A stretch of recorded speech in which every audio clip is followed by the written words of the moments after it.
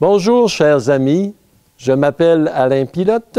Je suis rédacteur de la revue Vers demain. Qu'est-ce que la démocratie économique ou crédit social, tel qu'enseigné par Douglas et Louis Evin?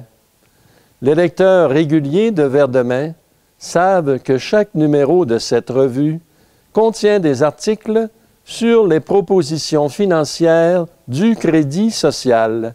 Ces propositions financières sont plus d'actualité que jamais pour résoudre les problèmes économiques d'aujourd'hui. Cette idée du crédit social peut susciter de nombreuses questions parmi les nouveaux lecteurs, et un seul article n'est certainement pas suffisant pour répondre à toutes ces questions ou pour donner une bonne compréhension de tout le concept du crédit social. De plus, la plupart des gens n'ont tout simplement pas le temps de lire de longs livres sur le sujet. Alors, voici la solution.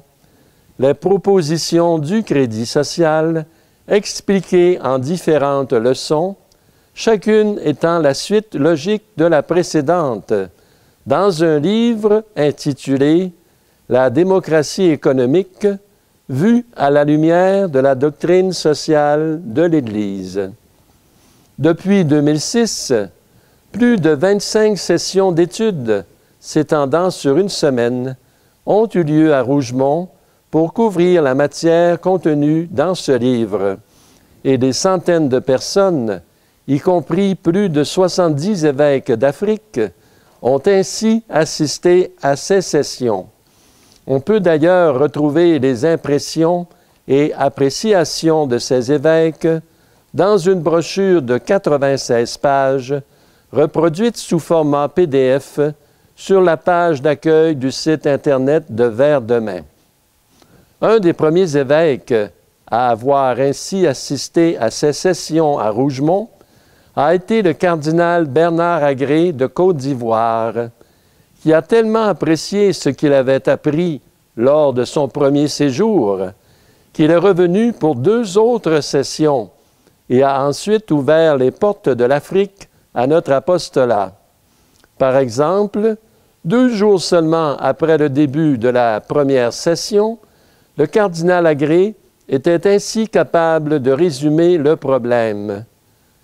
Si j'ai bien compris, en créant l'argent à partir de rien, les banques deviennent propriétaires de tout. Il avait déjà tout compris, l'essence du problème. Mais, puisque ce n'est pas tout le monde qui peut se libérer pour une semaine et assister en personne à ces sessions d'études, nous avons décidé de le reproduire en série de capsules vidéo accessibles à tous en tout temps. Le cardinal Agré avait accepté d'écrire la préface d'une nouvelle édition de ce livre sur la démocratie économique. Il écrivait ce qui suit. « Nous sommes tous interpellés par la misère et la pauvreté récurrente des peuples. Comment comprendre que l'on manque du nécessaire sur une terre plantureuse? Comment comprendre que des adultes et des enfants par millions meurent de faim et de malnutrition? Comment comprendre que des pays extrêmement riches croulent sous les dettes jamais remboursables si un système financier universel vicieux ne les retient en captivité par un groupe de privés puissants, solidaires dans le mal?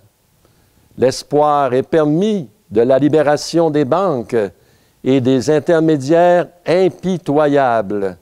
Cela prend des millions d'hommes et de femmes éclairés, organisés, débordant de foi et d'amour, qui se lèvent de partout pour crier leur ras-le-bol et construire un nouvel environnement où, selon les mots du pape Benoît XVI, dans son encyclique Deus Caritas Est, Dieu est amour, personne dans cette famille humaine ne doit manquer du nécessaire.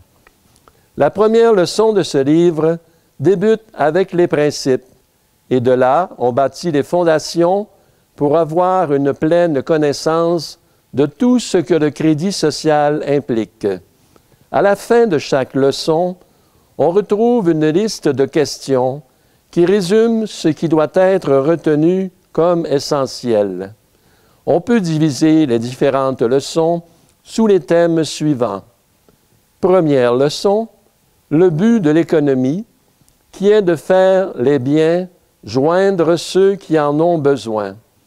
Écoutons ce qu'en disait Louis Évin dans un extrait d'une causerie télévisée datant de 1961, intitulée « La sécurité économique », que vous pouvez retrouver en entier sur la chaîne YouTube de Verdemain et sur notre site Internet www.verdemain.org, sous l'onglet « Médias » puis « Vidéos ». La production est faite pour satisfaire les besoins humains, ou bien elle n'a pas de raison d'être. La production est faite pour satisfaire les besoins humains. S'il y a un système de vente et d'achat qu'on a établi, ça peut être une bonne chose. Je ne critique pas l'établissement de cela. Ça permet aux individus qui ont de l'argent de choisir dans la production ce qui leur convient. Et quand ils choisissent ce qui leur convient, le système de production reproduit les choses qu'ils ont achetées, de sorte que la production peut servir les consommateurs lorsque les consommateurs ont le moyen d'exprimer financièrement la production dont ils veulent avoir pour satisfaire leurs besoins personnels. Et ils connaissent leurs besoins mieux que les autres. C'est donc un bon système en soi que le système d'argent, le système de vente et d'achat, à la condition que ce système-là permette aux produits d'atteindre tous les hommes pour atteindre le but de la production, pour atteindre le but du créateur dans la création. Les biens créés par Dieu l'ont été pour tous les hommes. Quelle que soit la méthode que l'on emploie, il faut qu'elle accomplisse ce résultat-là. Si elle ne l'accomplit pas, c'est qu'elle est mauvaise ou viciée. Et dans ce temps-là, il faut ou la changer ou la corriger. À pas sortir de là. Maintenant, la cause, c'est rien que le règlement financier. Maintenant, ça n'est pas l'essence de la production, encore une fois, la finance. L'essence de l'économique, c'est de produire des biens et de les conduire aux besoins. Pas d'autre chose que cela. Et voilà, la fin, le but, l'essence de l'économie, c'est effectivement de produire des biens et de les conduire aux besoins, aux êtres humains qui ont besoin de se nourrir, se vêtir, se loger. Si les gens meurent de faim ou n'ont pas de quoi se loger ou se vêtir, ce n'est pas parce que les produits manquent, mais parce que les gens n'ont pas l'argent, la permission de se les procurer. C'est le sujet de la deuxième leçon, la pauvreté en face de l'abondance. La troisième leçon porte sur le problème de la création de l'argent sous forme de dette, toutes les fois qu'une banque accorde un prêt. Puisque tout l'argent qui existe est ainsi créé sous forme de dette, cela entraîne des dettes impayables dans tous les pays du monde. La leçon suivante donne déjà la solution, un argent sans dette créé par la société et non par des compagnies privées que sont les banques commerciales. Ce qui donne à l'argent sa valeur, c'est la capacité de production du pays, faite des richesses naturelles, de la main-d'œuvre et des inventions des générations précédentes. Ces richesses naturelles, dons de Dieu à tous, et ces inventions, héritées des générations précédentes, forment un héritage qui appartient à chaque être humain, à chaque habitant du pays, qui peut être ainsi considéré comme étant co-actionnaire de ce pays. Cet héritage serait versé à chaque citoyen en tant qu'actionnaire du pays sous forme de dividendes sociales, une somme d'argent versée à chaque mois, non pas financée par les taxes, mais par de l'argent nouveau créé par la nation sans intérêt. C'est le sujet de la cinquième leçon. On a dit que le crédit social ou démocratie économique peut se résumer en trois principes. Premièrement, l'argent fait sans intérêt par la société. Deuxièmement, un dividende à chaque citoyen. Et troisièmement, un escompte sur les prix remboursés aux marchands. Cet escompte sur les prix est le sujet de la 6e leçon. Les règlements du système financier actuel ont des conséquences désastreuses sur l'environnement, entraînant la pollution et le gaspillage inutile des ressources de la planète. Par exemple, le besoin de produire des choses qui durent le moins longtemps possible, ce qu'on appelle en termes techniques l'obsolescence programmée, c'est le sujet de la 7e leçon. Il suffirait qu'un seul pays se libère de la dictature bancaire et donne l'exemple de ce que pourrait être un système d'argent honnête, émis sans intérêt et sans dette par un office national de crédit qui représenterait la richesse réelle de la nation. Il suffirait de cela pour que le système d'argent-dette des banquiers s'écroule dans le monde entier.